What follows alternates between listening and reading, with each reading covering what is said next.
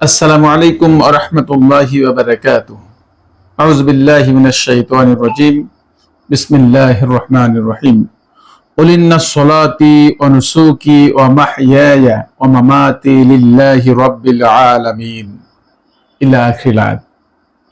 সম্মানিত ভাইরা, ঈদুল আজহার সবচেয়ে গুরুত্বপূর্ণ একটি আয়াত, যেটি আমরা সব জায়গাতেই ব্যবহার করার চেষ্টা করি।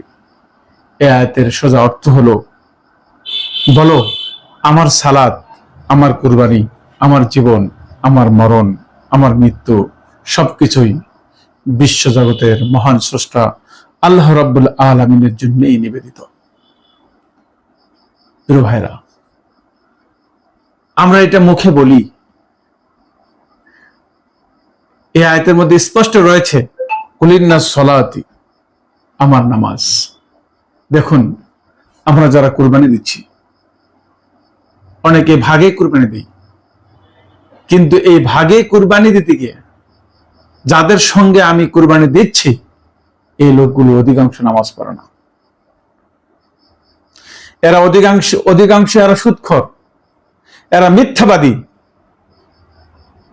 এই মানুষগুলো আল্লাহ রাব্বুল আলামিনের ওই আয়াত সবচেয়ে বেশি আমি ভয় করি, সেটা হলো ওয়ালা তারকানু ইলাল্লাযিনা যালামু ফাতামাসসাকুমুন নার। তোমরা জালেমদের দিকে ধাবিত হও না।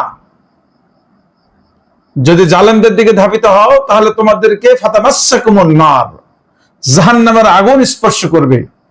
যাদের সঙ্গে আমি কুরবানির ভাগ দিচ্ছি, যাদের সঙ্গে কুরবানি আমি জবে করছি, এই লোকগুলো অধিকাংশ জালেমের সাপোর্টার। এরা নামাজ পড়ে না, এরা রোজা করে না, এরা ধূমপানে আসক্ত, এরা নানাভাবে সামাজিকভাবে অনৈতিক কাজে তারা আসক্ত জড়িয়ে রয়েছে।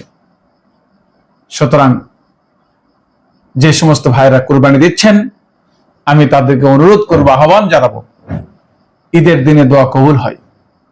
তওবা করে আপনি আপনার কুরবানি জবে করবেন।